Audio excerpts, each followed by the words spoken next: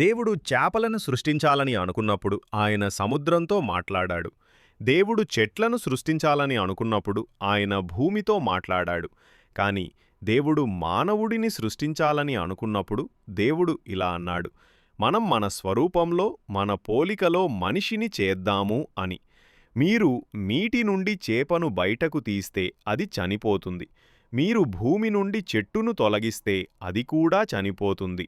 అదేవిధంగా మానవుడు దేవుని నుండి వేరు చెయ్యబడితే అతను చనిపోతాడు. దేవుడే మానవుని సహజ వాతావరణం. మనం ఆయన సన్నిధిలో జీవించడానికి సృష్టించబడ్డాము. ఎందుకంటే ఆయనలో మాత్రమే జీవముంది. మనం దేవునితో కలిసి ఉందాం.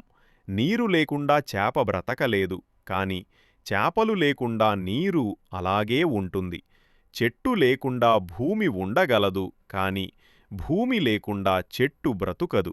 మనుషులు లేకున్నా దేవుడు ఉండగలరు, కాని దేవుడు లేకుండా మనిషికి జీవించడం అసాధ్యం.